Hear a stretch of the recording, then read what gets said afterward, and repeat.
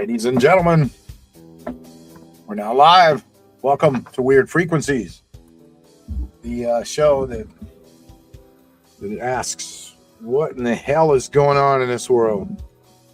We want to know what's happening. We're broadcasting live from a bunker deep down underneath a cornfield in central Illinois, in south central Illinois.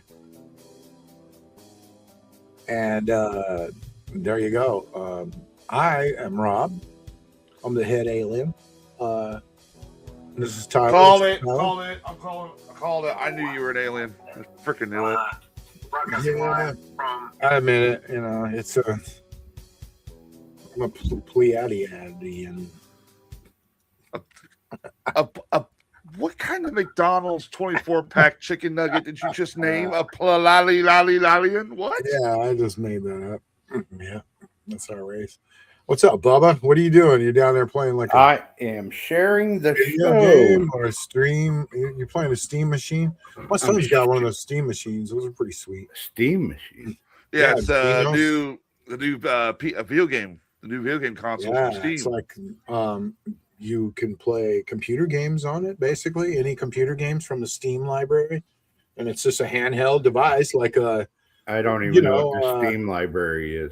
I've never heard of that. That's basically where you buy all when you play computer games. You go to Steam, or you go to either there or Epic Games. You got to be a member of one of them, but Steam's the big one. It's been around forever. Yeah, and you just go there buy games basically, and that's where your library is at, sort of, kind of. You know, you can go there and like, oh, what do I own and what do I not own? It's okay. It's like the store for games. I say if you're a PlayStation fanboy, you're not going to own anything after a while because they just fucked everyone over and pissed on them. How?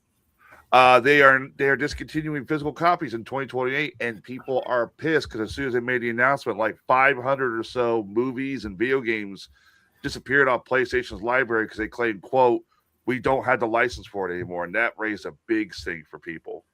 That's the thing. Whenever you buy an online movie, you know, you think, oh, I bought this movie and I own it now. No, you don't. You bought if you really look at what it says in the contract and the wording, if you can find it and read into it about the ownership, all you really have is like the rights to watch it and broadcast it in your living room. If you look any deeper into it, like, you don't know nothing. And once their little service cuts you off, or if they're gone or done, you can't do nothing about that. You don't know shit. So people think that, but you don't. As far as that's what I understand. This is why I always buy physical copies, no matter what. Digital copy, no, I'm good. See, I'm all right with digital copies now because, you know, physical copies are just stupid. It's a dumb idea to me. DVDs or CDs, all that's a stupid idea. One scratch, it's all over with. You know. Oh, you and I are going to have a serious conversation about this shit. Serious conversation. And you got to store them in this pristine, perfect condition somewhere. And one, scratch or fall or anything, it's over with. So. And I always say this too. I went through like 5 copies of GTA 5 because it kept getting ruined and I played the shit out of them too much, and you'd have to go buy a new one. So I probably spent $200 or $300 buying that game over and over. So there's that side of it. Well, I mean, there's a solution to it. Once the game is out of the console, you put it back in the case. Once I bought the digital copy, I never had to buy it again. See, you guys with your digital copies, all you're like, I gotta wait for it to download. I gotta wait for it to verify the license. Me and my physical, I'm just like, plug it in, let's go. There's also these really cool places you can go to. Let's look at them. Here, hold on, check this out, Bubba. If you get a computer, you can go to this place here called. So I'll bring this up. It's like CD1 or something like that. CD keys, and what it is games that are where is it at? I thought I had you're talking about the thing that like Nintendo has? Well, it's for all games, yeah. It's called like CD keys. There's a few of them. CD keys is now loaded. I don't know. No, G2A. This place right here. This place is called G2A. And you basically get game, and it's for all platforms. It's not just PC. It's for everything. And so the latest games that are whatever that are out. Let's see. It's like it's freaking out with the scrolling. Oh, so this is like, you buy games for a discount as opposed and you to get a key, and it's like yeah, really cheap, so you can play games for nothing. So you go into games, right? Or no, we want to find GTA, for instance, 5 or whatever.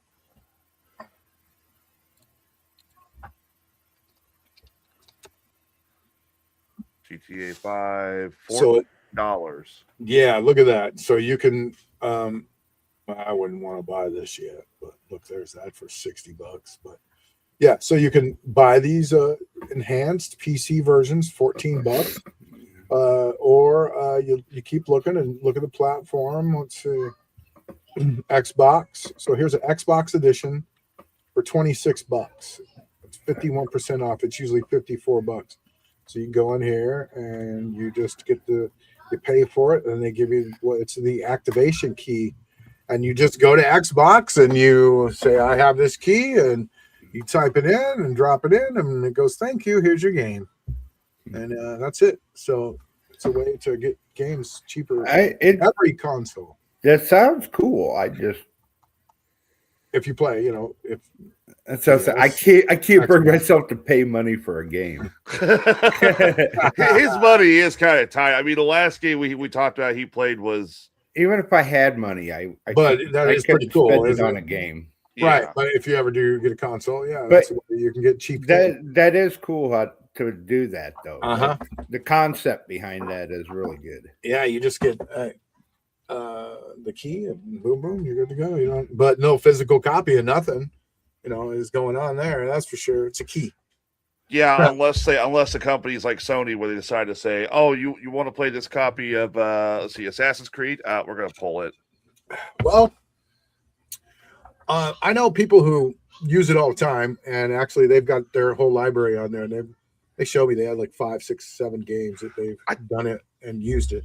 I think personally, Bubba would benefit from a gaming PC. I think it'd be good for him because that's. No. Hear me out, Bubba. You can get all the Halos on PC nowadays. You get most of the Grand Theft Autos on PC. Most of the good stuff nowadays on PC. You can also play with a PlayStation controller or whatever. Or PlayStation or Xbox controller. It doesn't matter, either one. You can just whatever one you like. It's comfortable. You just use that on your PC. I'm just not a gamer anymore myself. Hey, look at this. This is my Xbox controller I have on my PC. Nice. Yeah, there you go. Yeah, GTA is great with a controller on a PC.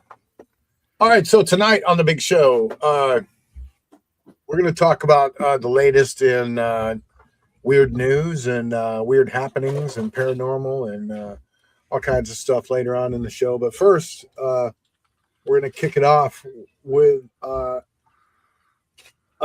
dive. I hate deep dive. Everyone's always like, we're going to do a deep dive. But we're going to do a deep dive into the life of Oliver Tree. So, people, I was going to do this last week because he's a really interesting character who passed away a few weeks ago. And we didn't end up doing the show last week for whatever reason. And so people have really been asking me and bothering me all week about it, saying, yo, you're still going to do that, aren't you? Because I wanted to hear that. So, yes, here we go. We're going to do it. We're going to go through it real quick. Not quick, but, we're going to crank it out right now. And then we're going to go into some news after that. So tune in. It was Tyler. Give me some Tyler news. Yeah, we're going to blame it on Tyler pretty much. But, yeah, we're at your lights are awesome back there, Tyler, by the way. That's super thanks. Nice. Yeah, it's looking all pimped. I like that it's blue, isn't it? Yeah, it looks bitching, man. Especially with our show logo and that. It does. It's just a whole screen now. It just looks amazing. It's like the exact color of blue. It does. Yeah. It matches the Weird Frequencies logo perfect. All right. Which, by the way, the Weird Frequencies logo, that original one right there that we really like and keep using was stolen from the movie Weird Science. Yep. Don't say that. We'll have to pay royalties. Only the weird part of it, though. And I also changed the color. But if you go look up the movie poster of Weird Science, it's almost exactly the same. And no one ever brings it up or notices either, but I'm busting myself out right now. I changed the science part, to frequencies, and I put a glow around it. But I think the sun was actually there, wasn't it? Did you find it? Yeah, I did. You owe some royalties. So you got the blue version there too, for God's sakes. Oh shit! Is that a remake? That movie? No, that's the original. The TV show, ain't it? Okay. Oh, maybe. And that's not the original movie. Oh, look, and they're still using the same weird with the two new guys, and that's the part of the logo they kept. Let's take that off so nobody sits there and says, hey, you owe us royalties. Yeah, please don't know it. No one tell on us, please. We like that logo. That's funny. Now we're gonna get sued, and they're gonna good job, bro. Algorithms just kicked in, and lawyers. We just got on to Spotify and all that, and here we're gonna start getting hit. Yeah, lawyers gonna be knocking on our doors. That or YouTube, or someone's gonna kick us. Yeah. Well. Okay. Tyler got us booted the other night. Yeah. We're back on. Are we? I played 10 seconds of the Conor McGregor blowing out his calf muscle, and apparently the UFC is still not over that. And they were on you. 10 seconds. It should have been completely just fine. Those guys got people watching. They nailed us before we were even done with it. Yeah. They don't like streamers and that type of stuff. Although that wasn't even a pay-per-view event. No, was it? If it was, people would have freaked the hell out.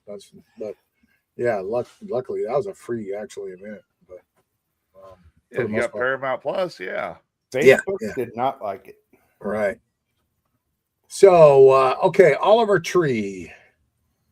Who is he? Let's see. I'm gonna know about him. I don't know. Well, he did the song. Let's see. I'll go into his songs here real quick. He did the one song he did that I liked. Life Goes On. He did that one. That one's really good. Miss You, Jerk, Hurt, Alien Boy. Put out 4 albums. Ugly is Beautiful in 2020.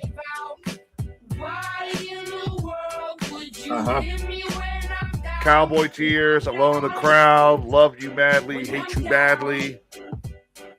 And you might want to cut that before you go. You might want to cut that before Facebook gets you. Yeah, I'm trying. Oops.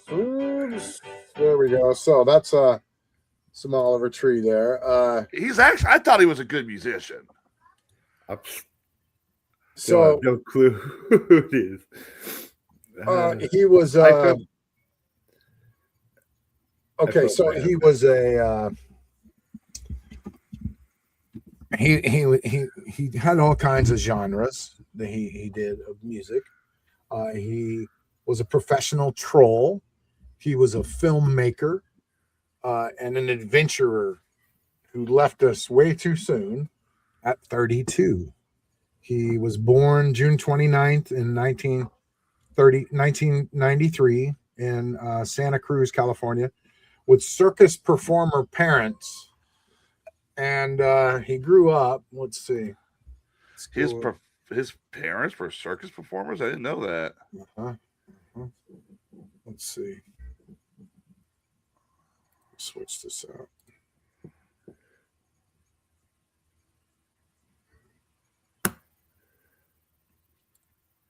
So it sounds like he had cool parents.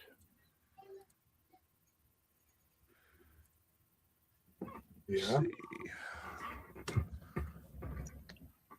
Okay, so here's his Wikipedia, and he Bubba just saw what he looks like.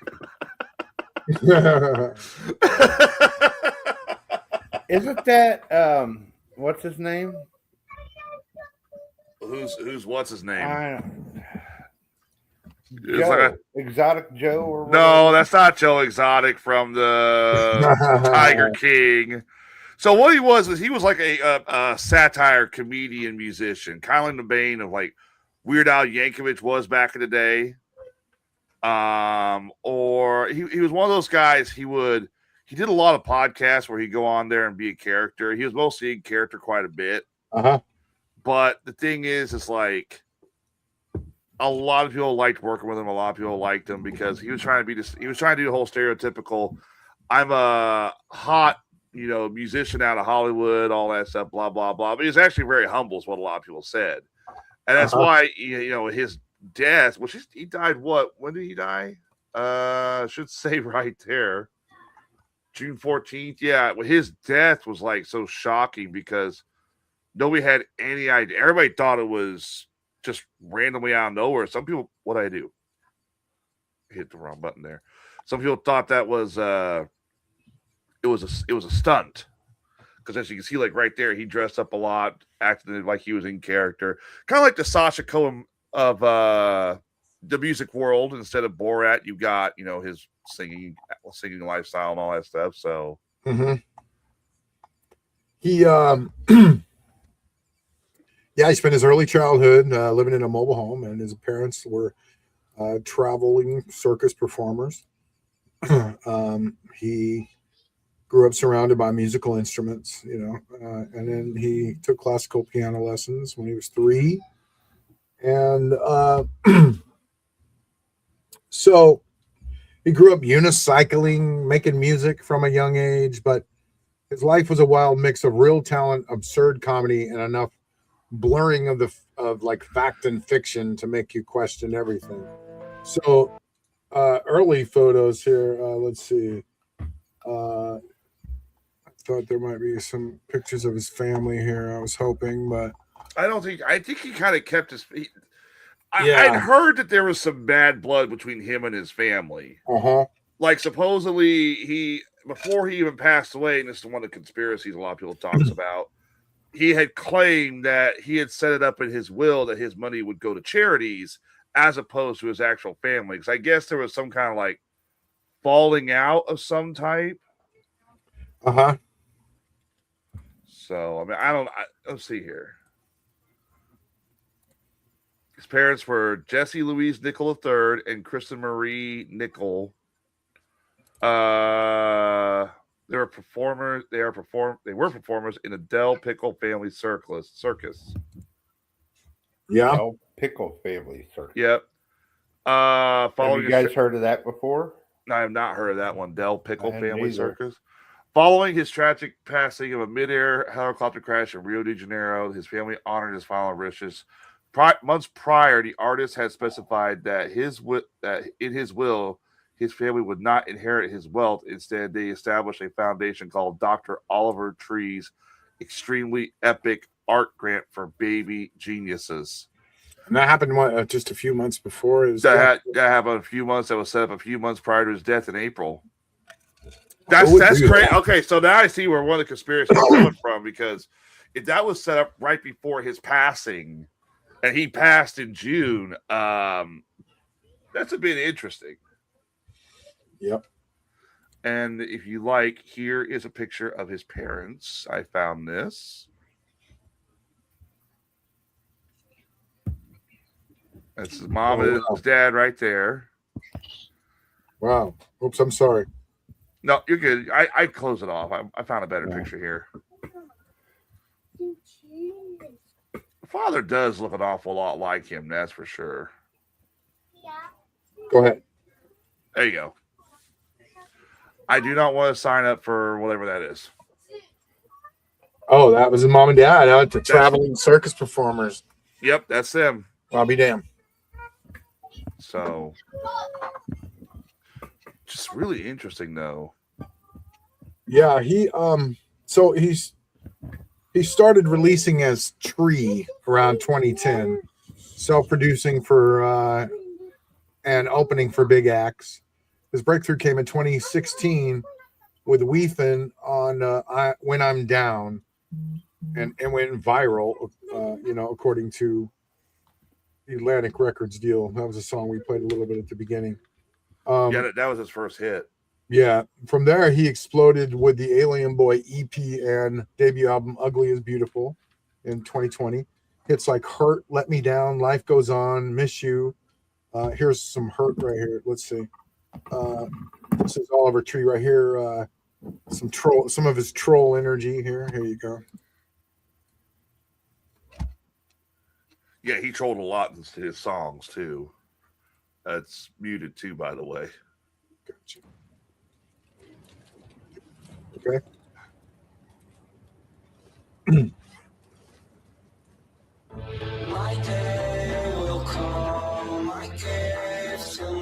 It's kind of creepy when you think about this. Yeah, no kidding, considering what just happened.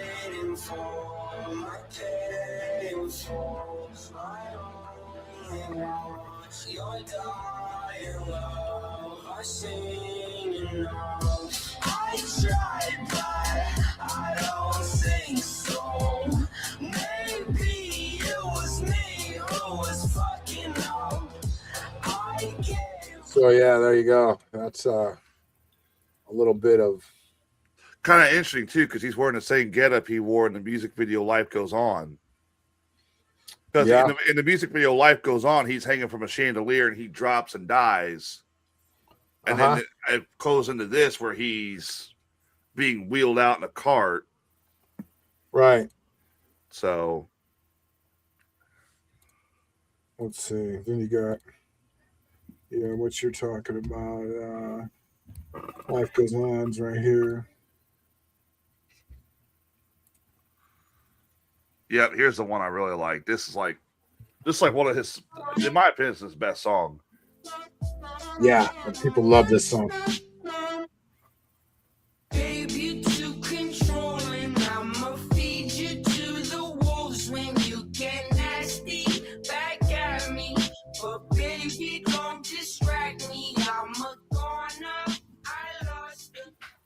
So we don't need to worry about Oliver Tree's death. Just get one of those clothes there. Yeah. So hits like Hurt, Let Me Down, Life Goes On, and Miss You with Robin Scholes made him a TikTok and chart staple. So that's where he was, Bubba. He released Cowboy Tears in 2022, Alone in the Crowd in 23, and his final Love You Madly, Hate You Badly in 26. On his own imprint label after the label drama, right? He had some drama with his label. He made a video saying he was leaving. This is all, and all of a sudden, people say that all these artists, this has happened to them. They leave their label, and all of a sudden they die a few months later. Well, it's Atlantic Records, and this is something that does kind of happen. That's who it was, actually. Yeah. That makes it scary. Yeah. Something that kind of happens quite a bit with musicians once they pass. They're worth a lot more money once they're dead. Look at Michael Jackson, for example. He wasn't really worth much when he was alive doing concerts and albums, but when he died, they made a boatload of money off of that, off of just his death, because everybody was listening to his music, and his music still played so much today. It's like legacy artists or something they call it. Sure. This is a little bit of all that. Alien Boy. He did his own stunts and made some crazy videos. So check this out. A little bit of this. Okay. Like you all that. No way. Quit running your big mouth like you all that. Nobody can. Check him out. So, yeah, he was a trippy dude, man. But that's really him. He was a hoot. Riding that, and it's probably really him driving that truck. And he directed most of his own videos. His stunts, or he claimed that he did them anyway. That's funny.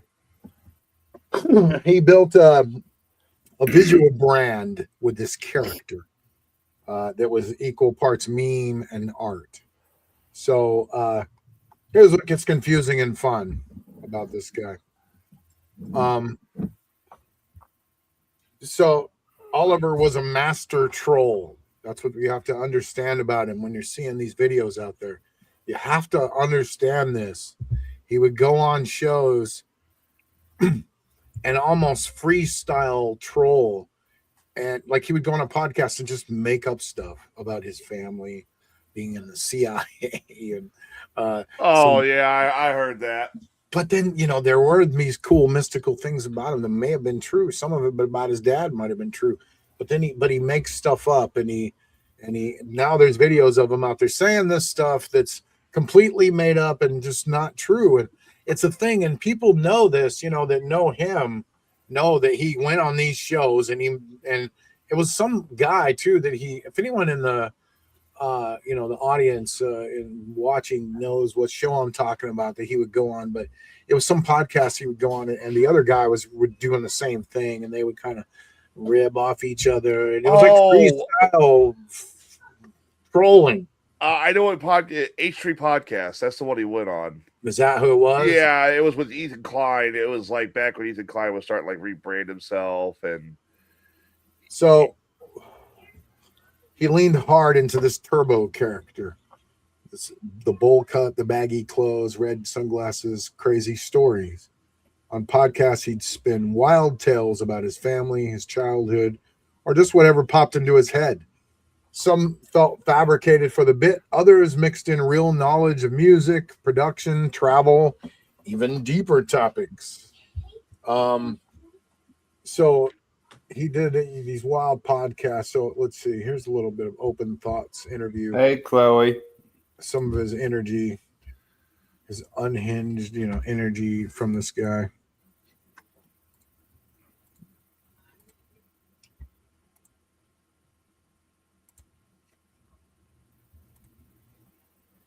Off. I didn't say that. How's my energy? And you just sit there and let him do that. Okay, can you go? Well, I'm just saying, how's my energy off? You just sit there. It's like black on black crime. You don't care, do you? I don't. Oh my God. You little hood rats. Go back to the hood. How about that? Right? Yeah. Yeah, whatever, bro. I'm done, dude. I'm done. Yeah. All right, cool. Come on. Say happy birthday, Brenda. Now. No, stop. I want that from you. I want you to say happy birthday, Brenda. God.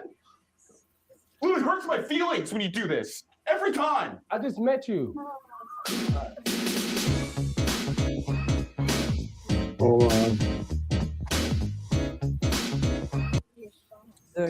And filmmaking and performance art. Yeah, the director, he's a fan of you. Yeah. Really? Since you know, yeah. What are your favorite songs by him? Life goes on and on and on and on. That's a popular song. Name a song that, everybody know that one. Right. Yeah. What's the favorite song? I'm saying. That's the only song I know. If I'm being quite honest, the only song I know.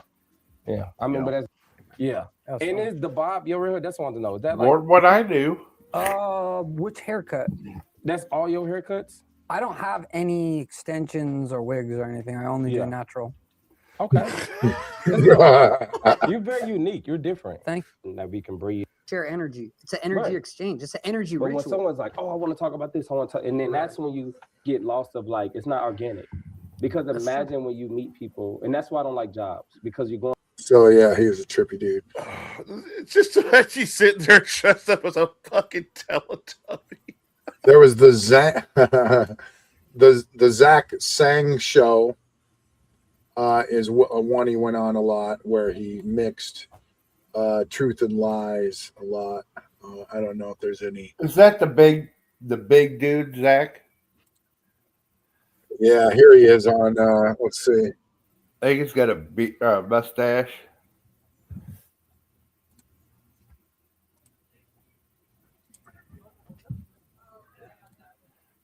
Justice Shrek, yeah. Look. I'm just getting screwed every which way. This album insane amounts of debt.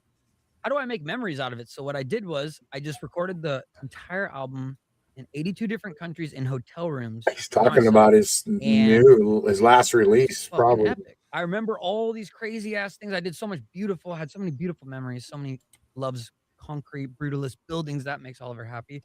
I know Oliver likes to have new experiences, eat new types of foods, these type of things. So I was just, as a producer, treating Oliver the artist as, okay, how do I get the best out of Oliver? And so yeah, he made a lot of appearances on the Zach Sang show, and that was one of his later ones. I don't get it. He was a trippy dude, man. He played characters, and stuff, but he had skills. He had real, genuine skills. I'm clueless. Like, I'm totally well, this is what you know about him so far. He produced his own stuff, though, but and he filmed documentaries, and he pursued real adventures. This is what makes him interesting to me. The trolling makes it hard to know what's real about that guy, and possibly the point of why he did it, and just to keep people guessing and questioning who he is and what he does. Are you saying you do find the guy interesting? Yeah, because he did see what you don't know yet is that he did some Antarctica research. He went to do flat Earth research, and he went to the Antarctic wall, and he went there with another artist named Diplo. Go ahead. Yeah, I thought you were being sarcastic. No, he went to the wall, and we're going to talk about that. So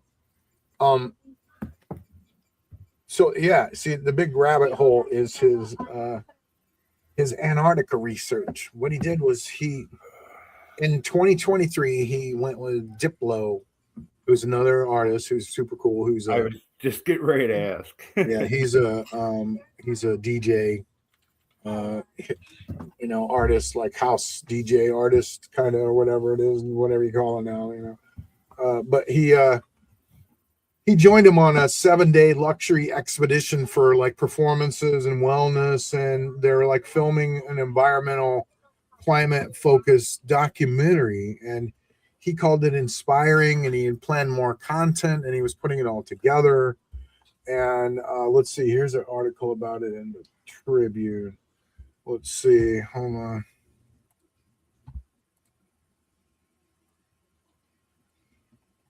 He spent 300 days investigating alien bases in Antarctica. Truth about the viral rumors after death. There he is. Look. So the wave of posts online about it. This is insane. He's going to make a full documentary. So this is one of the things I came here to research, which is the alien bases. We saw UAPs. UAPs, we've seen UFOs, we've seen a wide range of things. We've seen ones that were oblongato, very long, more like a missile. We've seen ones that are more circular, the traditional, standard kind of boring textbook stuff. We've seen a wide array of those. Those are rare. I'm always watching. They're just coming out of them underwater. Oh yeah, they work their way down. They finally make a hole. The way they go, that water drains down, and sometimes you see them shooting out the sides of the. So this is like unreleased footage from the documentary. Oh, it's open. We saw it one time. It was absolutely stunning. I'm on a rifle team with the military. Me too.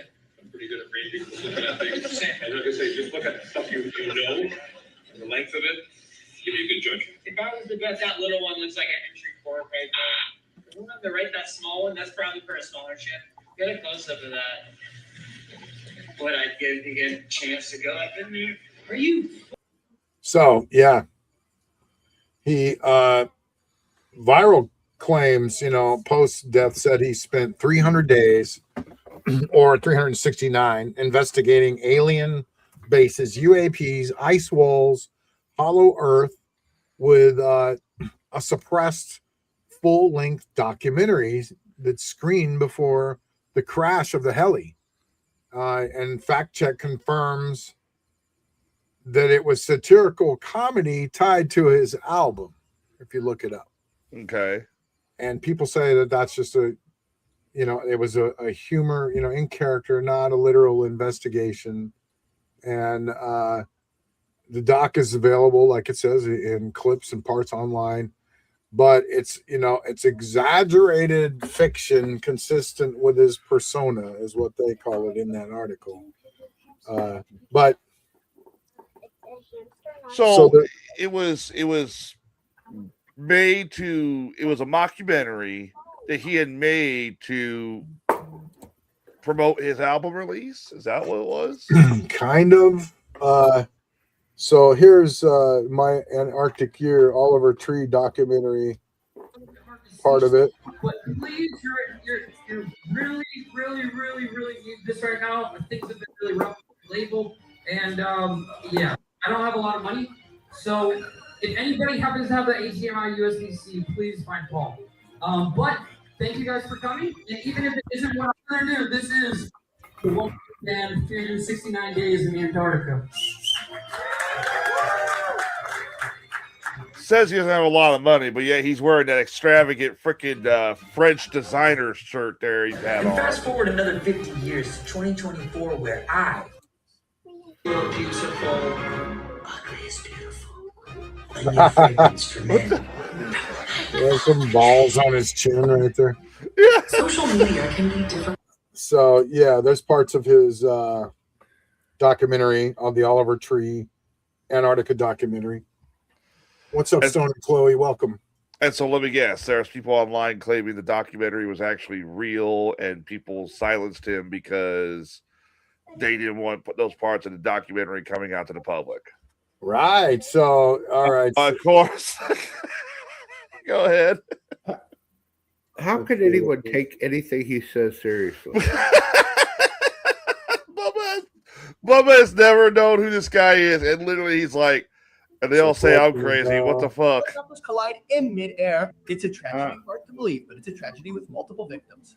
Among them, the singer and influencer Oliver Tree. And that's where things get really weird, folks. It's circulating on the internet. An insane theory. It wasn't an accident. Oliver Tree was murdered in a global conspiracy.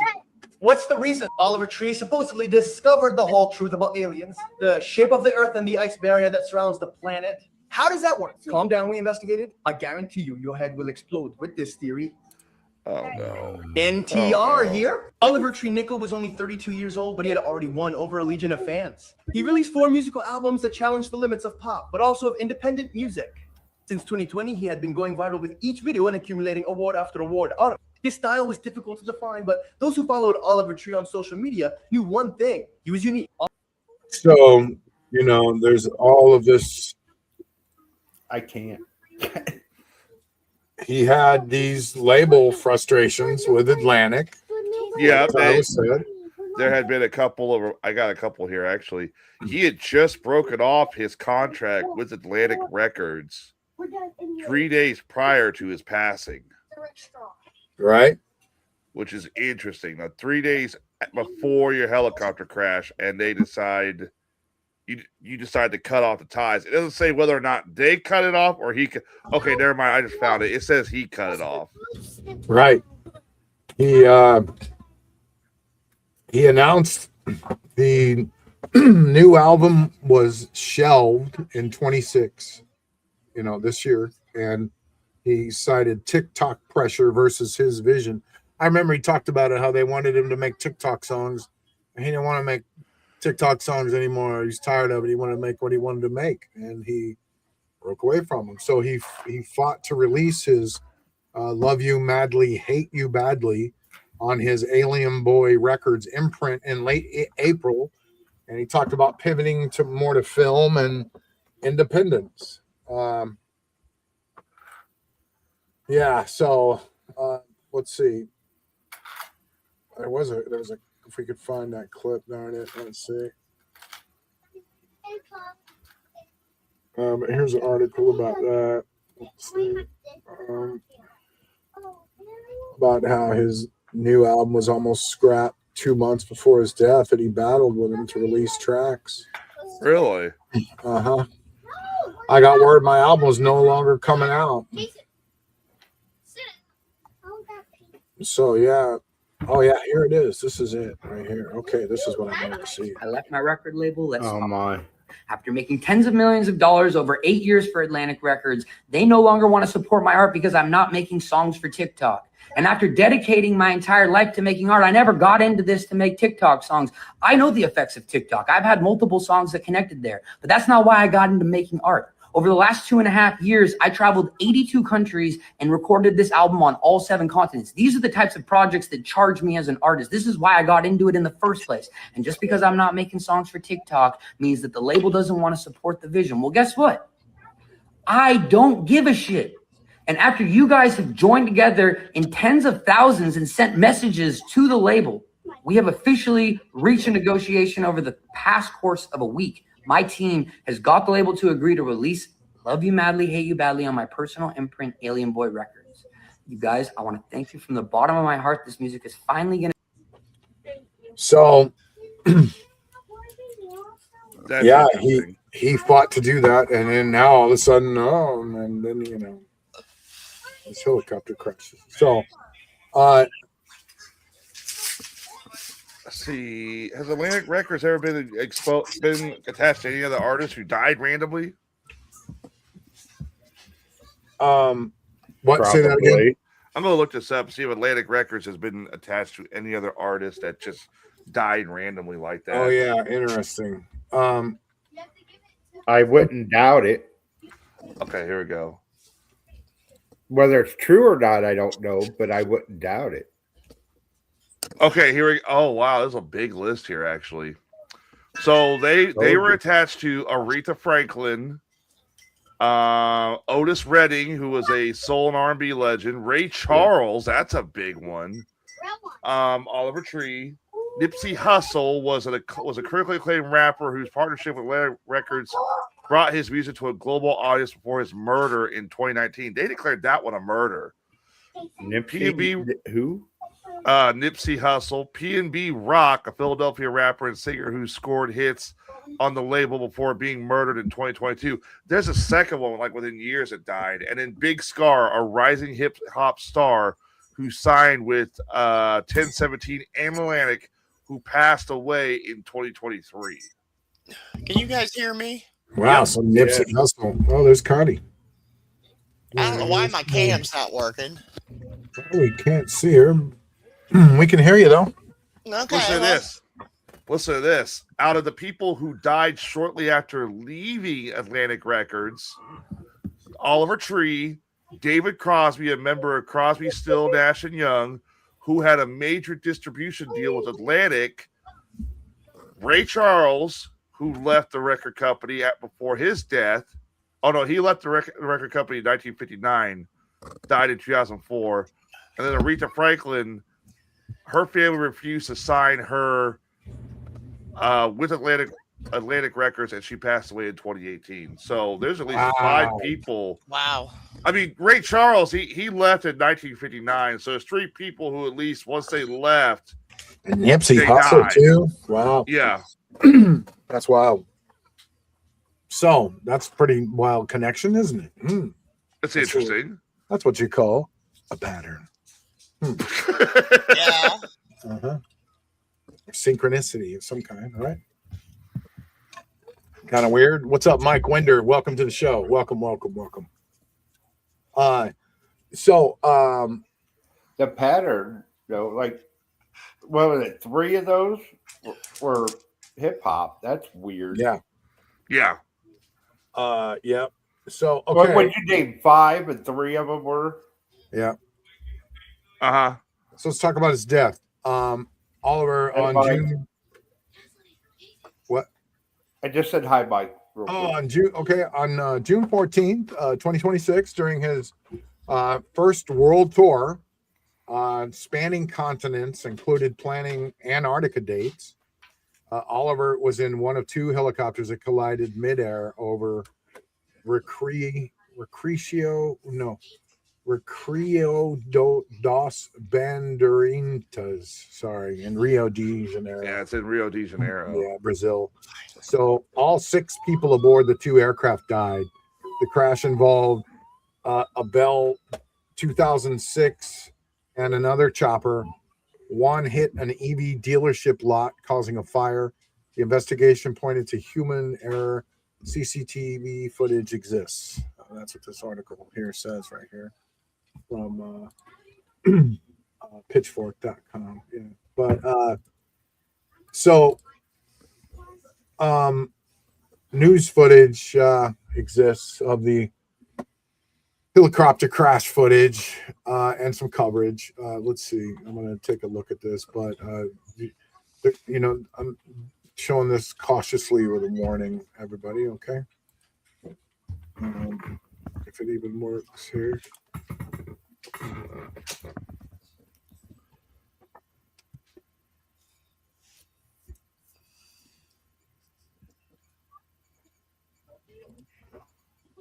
Sorry, my entire computer freaked out real quick. Yeah, we're not going to watch this. This actually shows the moment one of the two helicopters involved in the crash plunges to the ground.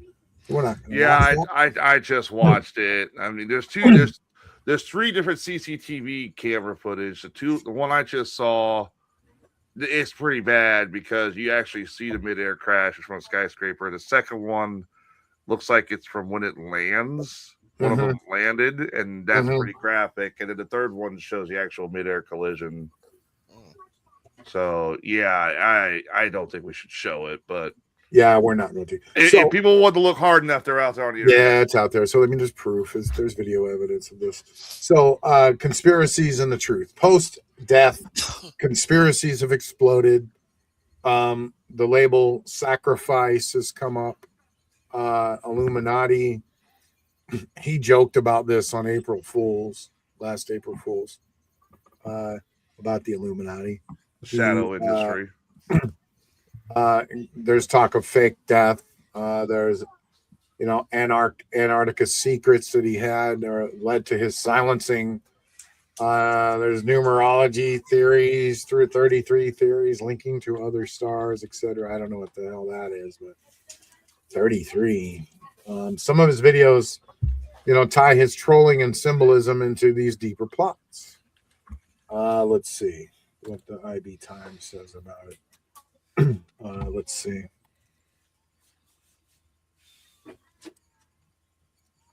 This is the IB Times. Where'd it go? Oops, wrong one.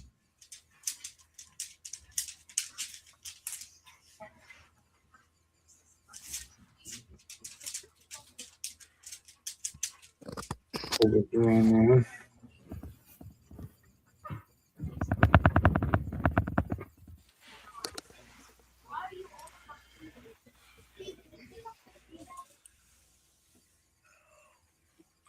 Well, there's your cam. Yeah, I figured it out. Was it not plugged in all the way? No, for some reason everything was shut off. I don't know why. The viral 33 Leary links the singer to Kobe Bryant and Juice WRLD. Fans recall the Retrice prank as theories lead him to Juice WRLD. So I'm not sure, but the clip is ignited speculation Tree may have faked his death, although there was no evidence. And fans are calling it the death hoax because his long-established reputation for these elaborate publicity stunts. Throughout his career, the singer frequently blurred the line between fiction and reality through fake funerals, mock retirement announcements, and promotional videos depicting exaggerating versions of his own death. Because of that history, many fans just question this. If you want people to not believe one thing you say, you do exactly what he did. Well, the thing is like with Kobe died in a helicopter crash as well. But the argument with that, though, is Juice WRLD. He died of an overdose once he landed off the plane. All I'm saying is, like, all the stuff that he did say and this and that, like, no one can believe a thing he says because of the stupid stuff he did, Well, remember though, he was playing a character. That was part of the charm he had, was that he would play these characters. Granted, the line between playing the character and not can get blurred, but I get that. But what I'm saying is, like, he could say to me right now, I seen Bigfoot, and literally have proof to it. I would never believe a thing he said. Well, this guy, he was just brilliantly chaotic, and he thrived on absurdity. He blended real artistry with stunts and travel and comedy, and his trolling made everything confusing by design. I mean, it amplified his mystique. It did, and he had genuine depth, though. You know, he was a music producer, and he was awesome and a great singer. He had great songs, and he made films, and he went on adventures, but he loved the chaos, man, and he understood the internet, and you know, no solid evidence supports any foul play beyond this was just a tragic aviation accident. You know, Tyler just watched it, and you know, it was just a tragic accident. And conspiracies, you know, because of this and him, and they get amplified because of his own persona. He lived weird, and he died young, and he left a confusing, entertaining legacy. You know, but life goes on, like his song here. Let's play to end it all. Let's play a little bit of his song here, an acoustic version of it that you might not hear very often. Let's see. Take it away, Oliver. Lead you to the wolves when you get nasty back at me.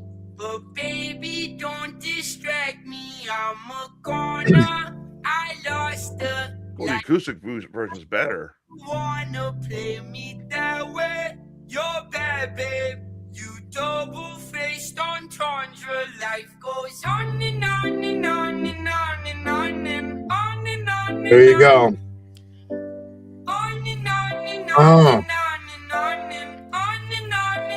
Get it, Oliver.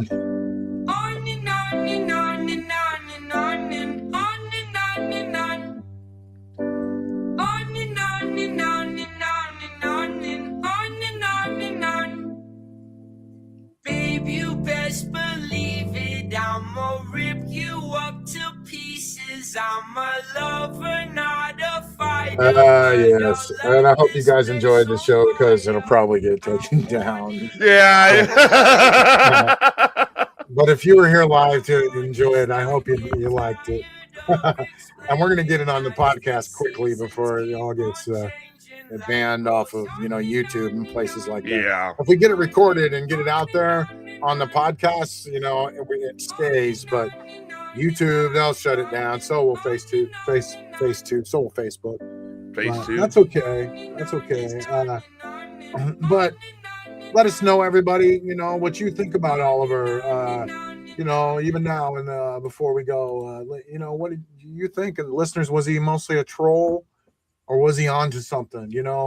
Drop your theories below, and in the chat, and let us know.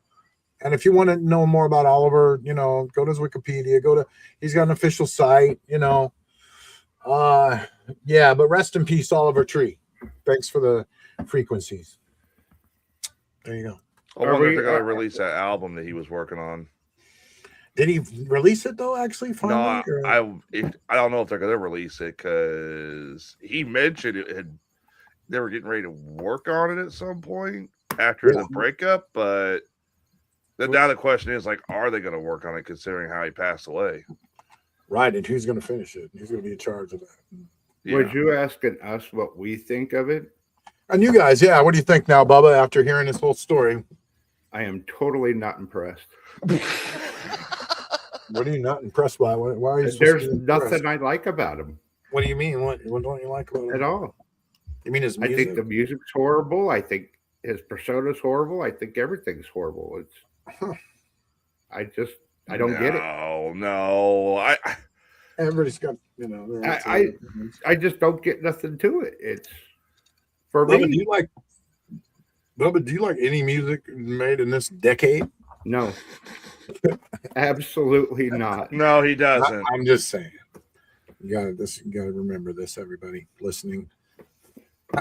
I don't know. It sounds like Bubba can't even name a fucking band from this decade. But it sounds like it's meant for a 5-year-old. That's done by a music. 5-year-old in a it's called pop 30-year-old body. It's made for families, everybody, barbecues, good times, pop music, Bubba. Like Britney Spears and Justin Bieber. I think I would rather listen to them. Well, you can. That's the good thing about the internet, Bubba. You don't have to listen to Oliver Tree. But shout out to everybody who liked Oliver. I know there's a lot of people who loved him. So that's who I did this for. And, you know, he had people like he him. had some Listen great to him. music. Go for it. Life goes on. Oh, people already listen to him, Bubba, just not you. That's okay. Yeah. So anyway, moving on. I've never heard of him till today. I have to agree with Bubba. I've never heard of him. Well, you missed all of the story. If you heard the whole story, that'd be one thing. But we're gonna write you up for that too. We're just playing. What about you, Tyler? What's your opinion? Okay, well, first of all, go ahead, take over too. Tyler's news is coming up, everybody. I did like Oliver Tree's music. There's some songs I didn't care for. But songs like Life Goes On, that was probably my favorite song that he ever did. I know a lot of people prefer it differently, but I want to point out, I just happened to go onto Facebook and it says Warner Brothers Music has blocked weird frequencies.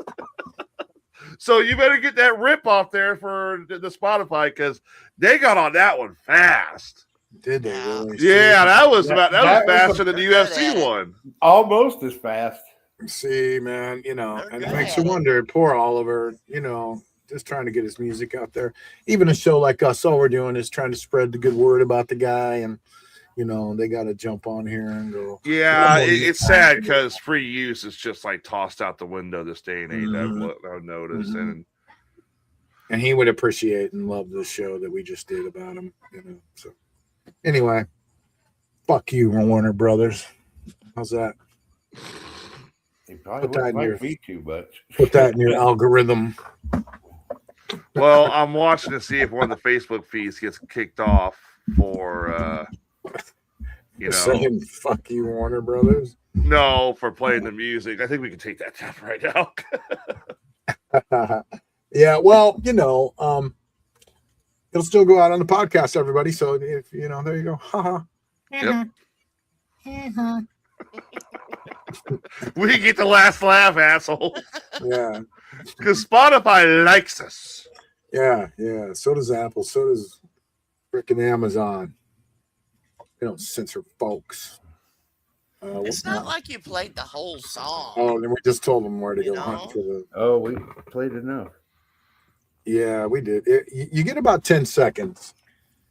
You have to play about 10 seconds and then stop it, make a comment, 10 more seconds, make a comment. We don't do that. You know, we watch 30 seconds sometimes of a video and then we stop it, make comments. And that's how our show works. So sometimes our show gets taken down or there's actually what happens is segments of the audio get just cut out. And I usually agree to that. I usually, you know, it's either like take the whole episode down or get that segment's audio snipped out. So you notice Tyler went right to it to check too. Well, how did you even find out? I went on Facebook, so I was getting the there's one news story I wanted to cover. I thought you might like. And as soon as I brought up that news story, it immediately said Warner Brothers Music has blocked your broadcast. I figured after the last show, you just went immediately to check it, just to double check. Isn't that wild? I thought with Rob, they would at least give him like a day or two, or maybe he'd get lucky. Why is it him? Why would him be different? Because he's not as vocal as we are on our show. Well, maybe, yeah. I'll give you that, but it's crazy. Do you think Facebook cares really? Apparently they do. Yeah, Facebook monitors real too close. Yeah. If you're playing a minute of a song, they'll strike you. They know.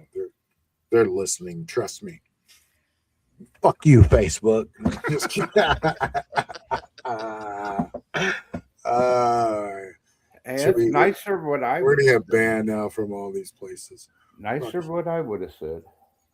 Yeah. So anyway, moving on to Tyler's. Oh dang! That's $75. What? Really? Yeah, I'm looking them up. Yeah. So moving on to what's going on in the rest of the world with Tyler's super paranormal, freaky, weird news segment. Well, I got, Go ahead, go ahead. since it's getting late, I got 3 things we go over, 4 things technically. Super cool. Yeah, it is a little bit, huh? So this is gonna be awesome. Yeah. I'll be right back. I'm sorry. Go ahead. Continue though. I'm gonna be gone I'll for go like ahead. I'll go ahead 1 with this minute. one here. Go ahead. Yeah. You want me to go ahead and start one? He said to, yeah. Okay. Well, the Conjuring house, we've been talking about this for a while now. It finally has an owner. That's what I don't understand. I thought it did a year or two ago. So there's been an issue going on with the Conjuring house. First and foremost, number one, the property. I'm gonna mute him real quick so that way. First and foremost, number one, the property was for sale. And number two, the debt collected by the original owners of the Conjuring house had to be taken care of. All right. Okay. So am I wrong about this Matt Rife thing owning? Matt Rife did help pay for part of it, but he's not the owner of the house. It got bought off of him as being part owner, or wasn't even part All owner? right, so first and foremost, number one, in order for you to buy the mortgage and buy the ownership of the property, you had to pay off that debt. Matt Rife paid the debt off because Matt Rife did originally have plans to buy the house. So basically, he had ownership until the house officially sells. No, he never had ownership. He bought the debt off. He paid the house off. Well, then why? Because the owners of the original owners of the house never bothered to pay on part of the mortgage because they were struggling so much with the condition of the house. Right, but what I'm saying is, with him paying off the debt, and then he don't even get any rights to it, and they sell it. What's he get? The reason that he paid off the debt was so that way it didn't go to auction. So that way someone else could actually put a bid in on it as opposed to it going to a public randomized auction. Okay, well. All right. The new owner is now Ghost Hunter star Jason Hawes. Ooh. Okay. That now makes sense. Hawes was one of the guys who was trying to work with Rife last year in an attempt to try and get the house to be kept in the ghost hunting community, because the big concern was somebody would come in, a private corporation or a private individual, and would try and buy it just to gain money off of it. Yeah. Hawes lost a crowdfunding effort to buy the home. The auction was, however, subsequently canceled when the underlying mortgage was purchased by content creator Elton Castee, leaving ownership of the house in limbo, as the deed remained in the hands of then owner Jacqueline Nunez. The rather convoluted case became more complex and continuous when Nunez's sister Elizabeth Greenfield filed a lawsuit which revealed that Hawes had already made a deal to buy the home, seeking to thwart the sale. The legal effort argued that Nunez was legally incompetent when she made the agreement. So what happened was they were trying to get this house bought and paid for, and what ends up happening is this Jacqueline Nunez attempted to stall the purchase because she wanted the house for herself. In possession of the funds necessary to pay out the mortgage on the home, he indicated that a still pending lawsuit between Needham Bank and Cassie's company, Summit and Stone, over who owns that debt, has held up the purchase being finalized. So now that they've actually got the debt finalized, they could go ahead with the purchase, and Jason Hawes went ahead and bought it. What was Nunez's relationship to the situation? I mean, what was That's her... just it. I don't remember because you said she wanted the house, but did she Yes. have any kind of stake in the house, or no, she did not have any stake. Owned it, or no, she did not have any family or nothing. anything. No, not from the way it looks. Actually, no, I take that back. No, I got it incorrect. Nunez was the original owner of the house, but she wanted to try and auction it off to the public. Well, if it's hers, then. But the problem is that if she auctioned it off to the public, that means anybody would get it. But it's her right to do. It's her house. It's her right to do it, but also at the same time, it's no longer her right because of the debt that was piled by her family. Gotcha. So that's the problem there. So yeah, there you go. Conjuring House finally has a new home or a new owner, and it's Jason Hawes. He'll do it right, I think. He'll be one of those guys. I guarantee you'll see a Sci-Fi Channel show come up. He'll do a like multi-special thing there, a Halloween episode. I got one for Rob here because I know Rob likes his ancient history stuff. Okay. A pair of Wisconsin divers recently discovered a puzzling mystery object that may have been an ancient artifact. According to a local media report, Ed Bieber and his partner Christy Barlament have developed an online following showcasing unusual items they pluck from the rivers. I've heard this. It's like river fishing where they look for like random objects. Yeah. There's a couple of dive in there videos. Find some crazy stuff. Dead people. The object in question, however, appears to be a rather ornate clay pendant sporting strange carvings and measuring approximately 6 inches in length. It was just lying on top of the sand by the rocks, and I've never seen it before, Bieber said. I don't know what it was, but I thought it just looked neat, suspecting that it could be a piece of Native American architecture. The pair connected with a representative from the nearby Nemoni Nation, who echoed their hypothesis, however, did say it was not Native American in origin. So there's still no idea what this object is. Here's what the objects look like. Not sure. They're not sure what it is. How'd they get it with metal? I mean, a magnet. They weren't metal. I think didn't you say they were diving? Yes. Oh, okay. River diving or whatever. I gotta make sure I got this correctly pulled up. Here you go. Here is the object that was pulled from the water. Okay. I wouldn't have gave that a second look. If you guys would have saw that, would you have grabbed it? And now they're saying the top part's weird. It's like there's a hole in it. It was man-made. Yeah, they are, however, saying that this is not part of the local Native American tribe's heritage. They don't know what it is. Could be, looks like leaves and pictures, but it could be natural formations too. It's pretty wild. It's cool. That definitely looks like leaves and flowers on the left. Yeah. The piece is currently being held by the Menominee Cultural Museum, waiting for a possible metallurgist to come. Why would metallurgist? That's interesting. check and see if there's metal inside Maybe. without destroying it. Let's see.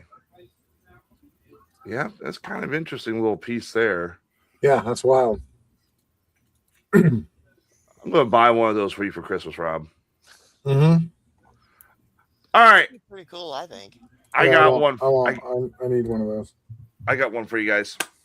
China is getting into a new sport. They've created a new sport, and this is right up Rob's alley as well. Yeah. China is introducing robotic MMA. Oh, I saw this. Yeah, let's see. Oh This my is gosh, awesome. this is crazy. Several Chinese companies got to take their current robotic systems and place them. They taught them and downloaded all the moves for MMA with different fighting styles, and they had their first actual competition Friday night. The winner won a 24 karat solid gold belt. And one of the fights is going crazy because one of the fights is turning the internet on fire because how drastic and violent it is. Here, I'll show it to you guys real quick. It's like that movie Real Steel. Yeah. In real life. Yep. Is there someone controlling them, or are they just automatic robots?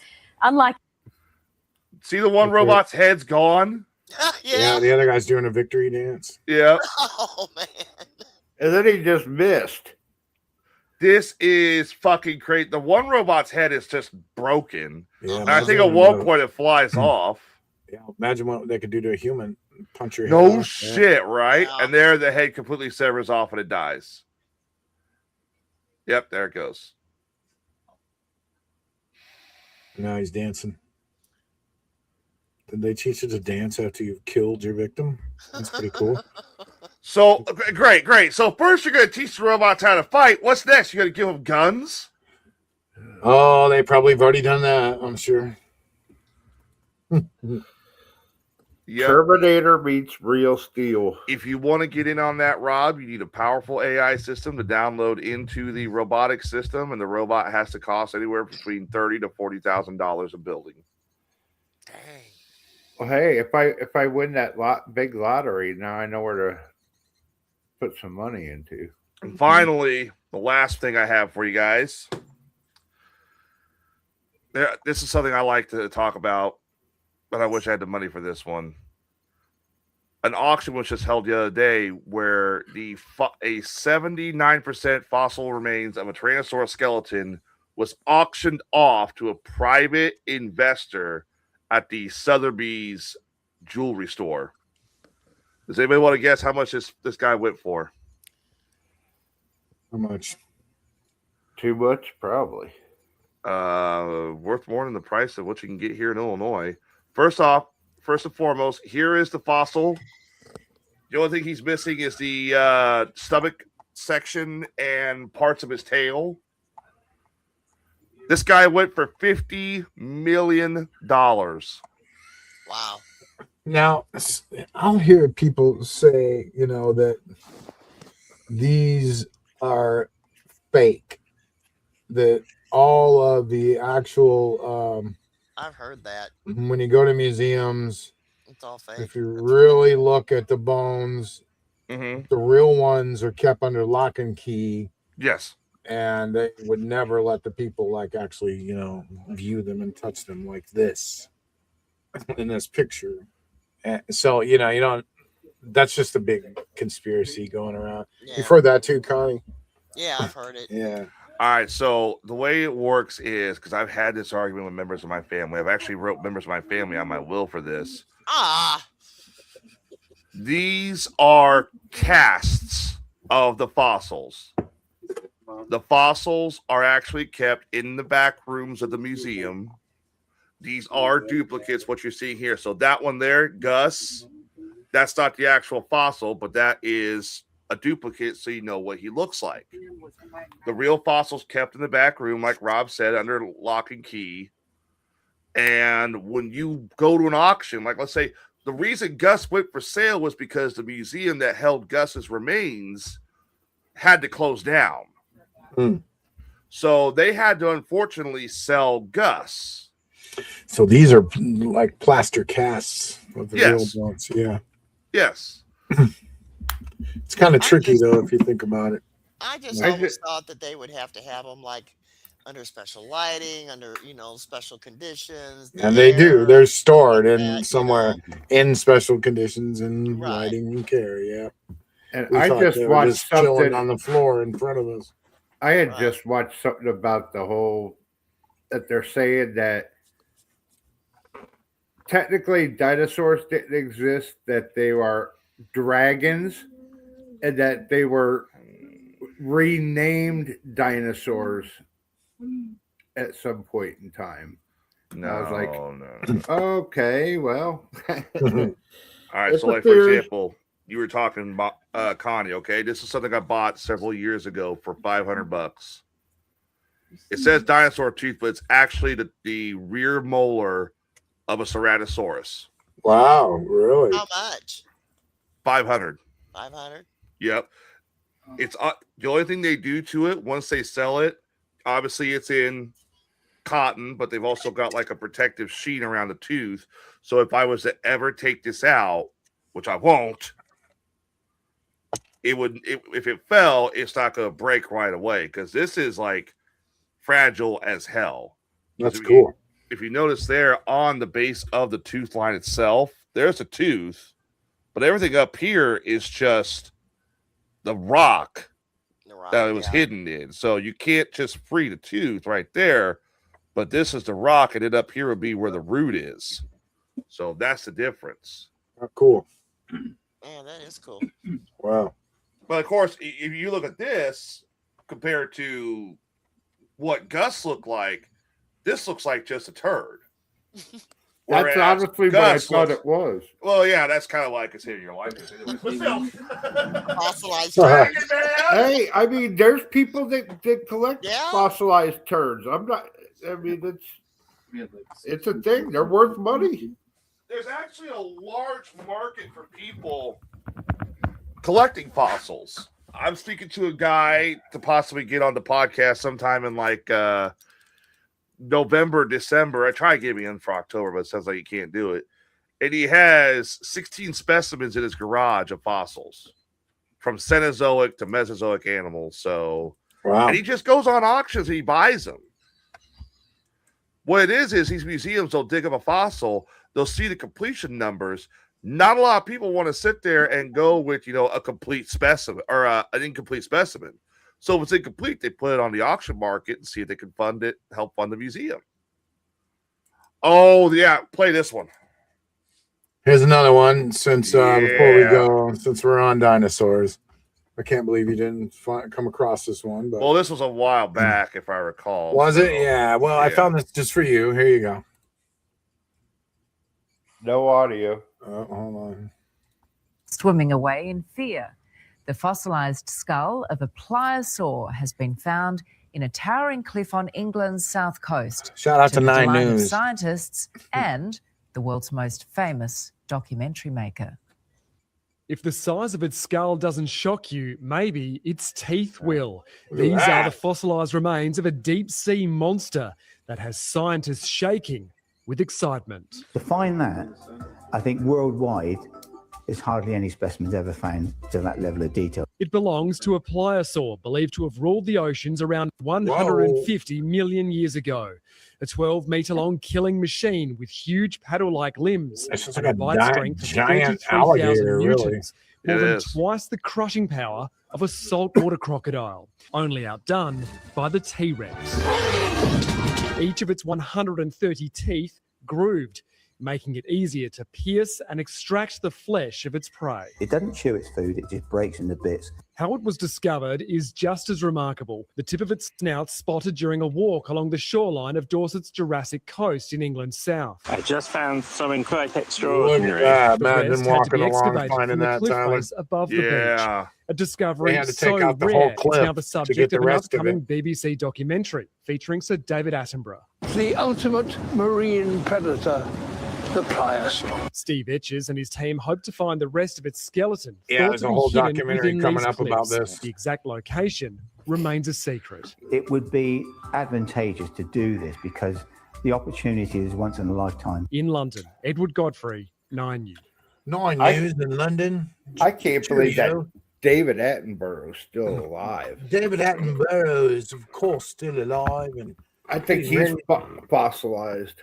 He's approximately 120 years old, and he's lined up 7 documentaries this week. Yeah, don't apply for voice acting anytime soon, there, Rob. Right. Anyway, shout out to the Brits. Sorry, go ahead, Tyler. Is there anything else? Or we continue on, or was that... That's all I got. That's all I got for tonight. Super cool. Super cool. That was fun.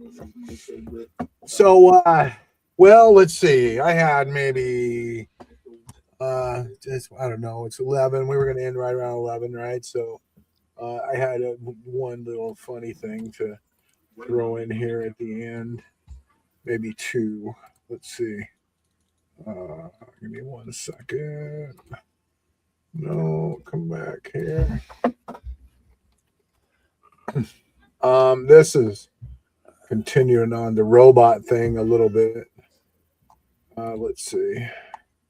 Tell you, we could be win the lottery and do that. We could be the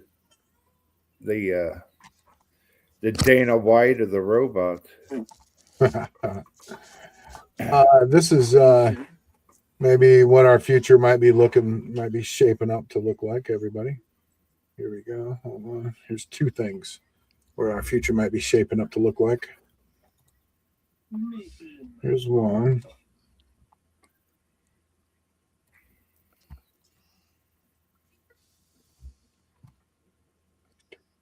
When it comes on, but yeah, check out the police in China. Dang. Wait a minute, they got drones now? Oh, God. What's that thing supposed to do? It's not talking. Hit the bus lane and try reloading it. Okay, now play it. There you go.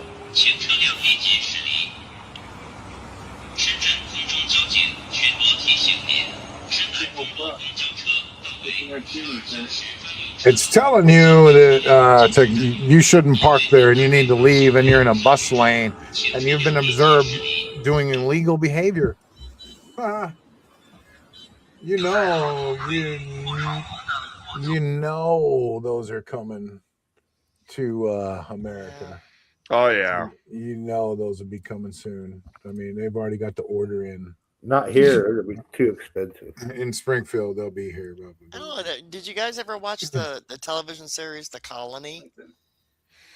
Where aliens had landed, but they used a lot of drones to try to get the quote unquote criminals or the rebellions. Here's the other future There's that we got to look forward to. There's still police departments that don't have body cams. Yeah.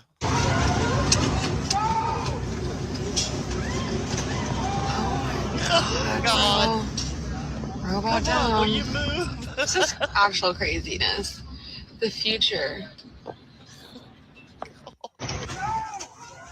There you go. Robots clogging up, walking all over the place, doing little missions. They got little backpacks on and stuff, delivering food or whatever. Robot down. Actual craziness. The future. You build your. I don't think we got much about with them like taking over us yet, because they can't even walk across the Not street yet, without no. falling down. I don't know. We saw the ones where they're swinging and kicking. I mean, maybe it just Yeah, depends on they're what's still real. doing some goofy, weird stuff and falling over. And As soon as it gets in someone's way, someone's gonna drop kick one of those little robots there. Man, one of them things, you ever like remember that video where that one went crazy and started whooping everybody's ass in the room? Yeah. Yeah. That wasn't one trained in MMA. I mean, is this a good idea? I don't know. What if one of them gets loose in the streets and just like starts whooping everyone's ass like a robotic Chuck Norris? Yeah. Bulletproof, maybe. Having a short circuit. Well, you gotta rip his head off like he's a freaking rock'em sock'em robot. Well, the question is, if you have these robots that go crazy like that, or like we saw with the video where they're doing MMA, do you have? Wouldn't you have to develop some kind of weapon that can shut it off? Maybe like an EMP style weapon, or have to something. Yeah. Are they smart enough to do that? Probably not. After someone's already dead. Yeah, it's a bunch of people gotta die before they'll do that, dude. Oh, probably, yeah. All right. Well, that's the show for the night. It's getting late. Hope you guys enjoy the Oliver Tree expose and Tyler's weird news, weird frequencies. Check what's going on out there in the world right now. Very cool. That was awesome. But you guys have a good night and tune in next week for more adventures and fun. And when the show's over, don't forget, you can always go listen on Amazon Music and on Spotify. You could just search it out in your car when you're driving home or whatever and listen to the beginning of the episode about Oliver Tree if you missed that. Cool. Otherwise, thanks you guys for showing up. Sorry I was late. I had some family stuff going on and it just got no biggie. long, and yeah, Connie did too. So Connie, I'm glad you showed up though. Thanks for popping in. But we'll see you guys next week. Have a good night. Peace out. Tyler, See you later. You got us out of here? Oh, yes. I'll get us out of here. Outro. Music's not playing.